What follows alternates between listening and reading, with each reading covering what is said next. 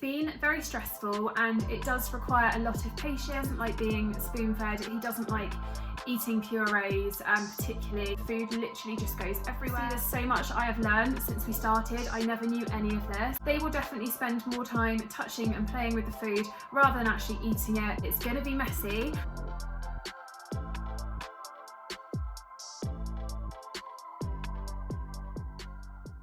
Hello guys, and welcome back to my YouTube channel. If you are new here, I am a first time mum to a nearly 7-month-old little boy called Joel, and I post mainly all about motherhood, and I'll throw the odd little haul in there as well because, you know, who doesn't like shopping? So you may or may not have seen my last video, which was weaning essentials and everything that I've bought for Joel for our weaning journey and everything that I have been loving for the past sort of 4 or 5 weeks that we have been weaning him. So today I wanted to do just a really quick video to share with you my top tips for weaning that I have found most useful. Tip number 1, patience. Patience.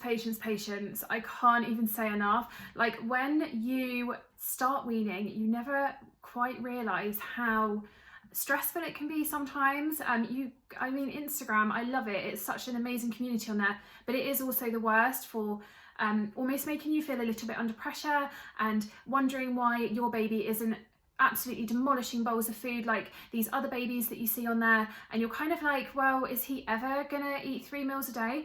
But honestly, like, they will get there.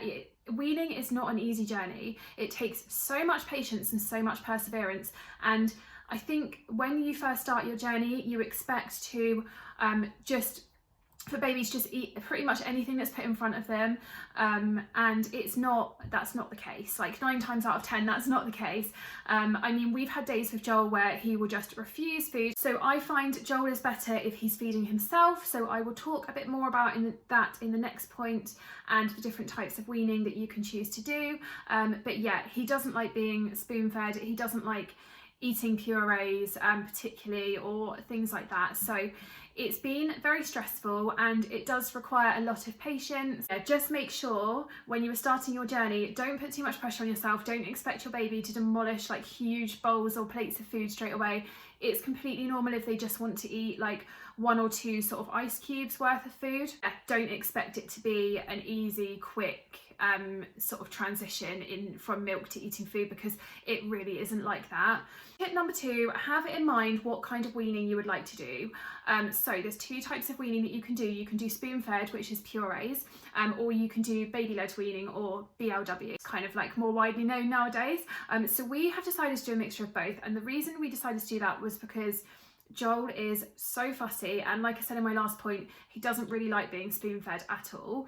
He's okay if I give him the spoon and he kind of like brings it to his mouth himself, but then the food literally just goes everywhere. So yeah, I find if I give him some finger food, it is a lot easier. It wouldn't necessarily have been my ideal choice. I am absolutely terrified of him choking.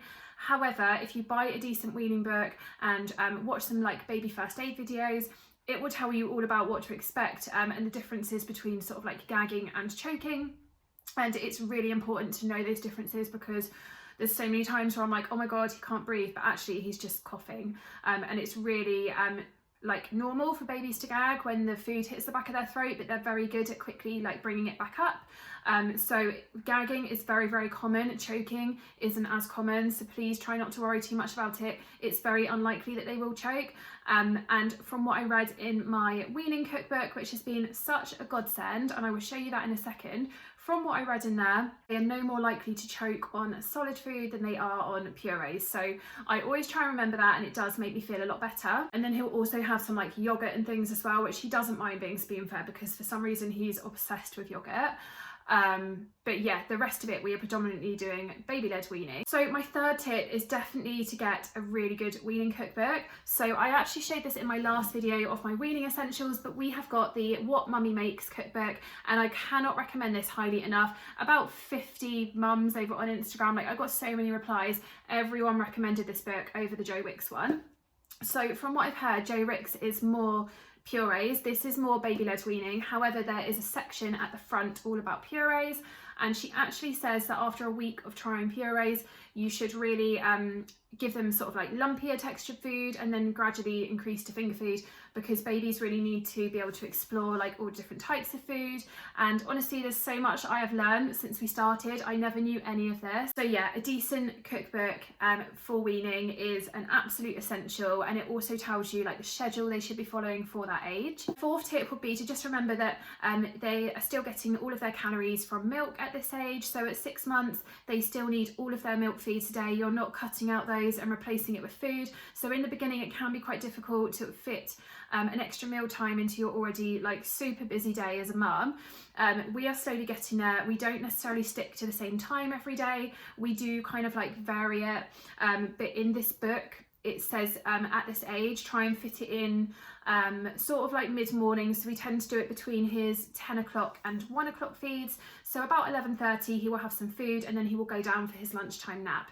For example, we've got like a baby class on that morning, or we are going out to meet friends, then he will have his dinner in the evening. So he'll have a bottle at 4 o'clock and then he'll have some dinner at about 5:15, and then he will go upstairs for his bedtime routine. And that's just kind of what we follow really. That's what we find works for us. Obviously, you don't have to go by the book, but the guide in here is so helpful, and it tells you when you should be upping it to 2 meals a day and when you should be starting to drop milk feeds, which I think is about 8 or 9 months. You start by dropping 1 bottle a day and replacing it with a meal. And then by the time they're 1, they only have a bottle at bedtime, or they're only meant to have a bottle at bedtime. So yeah, definitely check out the guide in the weaning book that you hopefully purchase, and that should be so helpful for sort of telling you like what to expect for like a day in the life of a weaning baby and what sort of schedule to follow. So number 5, I would say just to relax and enjoy it. It's going to be messy, and trust me, I do not like mess at all. It actually stresses me out so much. But you know, I watch him in his high chair and he's having so much fun, like exploring all the different textures of his food, like sticking his hands in a bowl of puree and rubbing it around his face, and I just laugh. It is really funny. You've just got to relax and enjoy it, and just literally have the baby wipes to hand, because yeah, it gets very messy. And you will see in my last weaning essentials video that I would highly recommend coverall bibs over the silicone bibs, because the coverall bibs will cover all of their sleeves and stuff as well. So you'll be surprised how much veg actually stains clothes. So you definitely need some coverall bibs. Invest in a really good one. I recommend the Scandiborn one. So if you go over and watch my weaning essentials video, I've tagged everything in the description box in that video. But yeah, food is for fun till they're 1. That's what the kind of saying is. So they do say just to kind of let them explore all the different textures of food, let them touch it. They will definitely spend more time touching and playing with the food rather than actually eating it.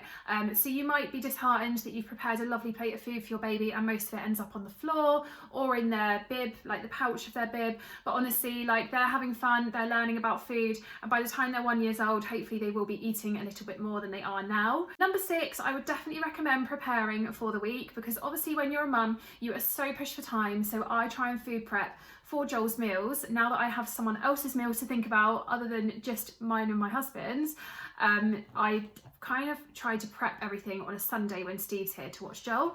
So I picked up these. I forgot to mention these in my weaning essentials video, which I was really annoyed about, but I picked up these silicone freezer trays. So these were on eBay and these were about £5.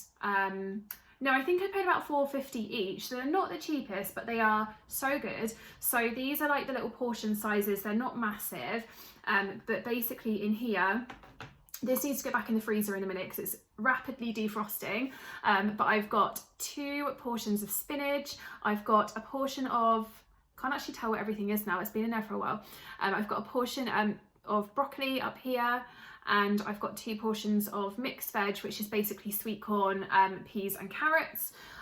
So yeah, so these are brilliant for prepping all of your puree, and because they're silicone, they really easily just pop out. There's no need to kind of like struggle to get them out, and then leave them out on the side. They'll defrost in like an hour, or I sometimes put them in the microwave on defrost if I've forgotten to take one out in the morning, and yeah, he will have a little bit of puree on the side with his finger food that I've made him to help himself to. So yeah, I also make all of my finger food for that week, and then I will freeze it as needs be. So again, I just follow my Weaning cookbook for that, and there's some really easy quick recipes in there. But yeah, I definitely recommend getting some of these silicone freezer trays. I will try and find the link and tag them down below for you. But yeah, meal prepping is definitely the key for busy mums. And then number 7, probably my last tip, would be to invest in a comfortable high chair. So again, I forgot to mention about our high chair in my Weaning Essentials video. We actually went for the Aldi Mamiya high chair. We love it, it looks very stylish, and it has a footrest on as well, which they recommend for babies because like us, if we're sat on like a high stool, we like to have something to rest our feet on, otherwise it can get a bit uncomfortable. So our high chair also has a footrest as well. I think it's not probably the most like cushioned high chair in the world. I do like the look of the ones that have like the big padded cushions inside, and ours doesn't have that. But for the price we paid, it was brilliant. Aldi have actually stopped doing these now. A lot of people have asked me for the link, but I just can't get hold of it. But we actually paid £50 for ours, and we got it on eBay, brand new from a shop on eBay, because Aldi had discontinued them and I really wanted this one. So we paid £50, but I think it was about 35 when they were selling it in Aldi. So we only paid a little bit more, it wasn't too bad. Then in addition to this, we also have the Mamas and Papas Bumbo style seat. So sometimes if I don't want to like put him in the high chair, if we're just having a quick lunch before his nap, I would just put him on the side in the kitchen, and then I can kind of potter around and do things as well while he's eating and still keep an eye on him. So these Bumbo seats are brilliant to get. I wouldn't recommend just getting one of those because I think babies need like a proper high chair as well. But if you just want something for convenience, or something you can take with you when you're out and about eating, or like at friends or relatives' houses if we're ever coming out of lockdown, I would recommend getting a little seat like that as well. I think that is everything, guys. If you've got any questions about weaning at all, or if you just want to talk about like your weaning journey or have a rant about it, because I know how stressful it can be, like motherhood is just constant hurdles, and weaning is not as easy as you think it's going to be. If you just want to have a rant, do drop me a message over on Instagram. My inbox is always open. Thank you so much for watching this video, guys. If you've liked it, please do give it a thumbs up. It would really help out my channel, and hit the subscribe button down below. I'd love if you could join me over here on this channel, and I will see you guys in the next video. Bye.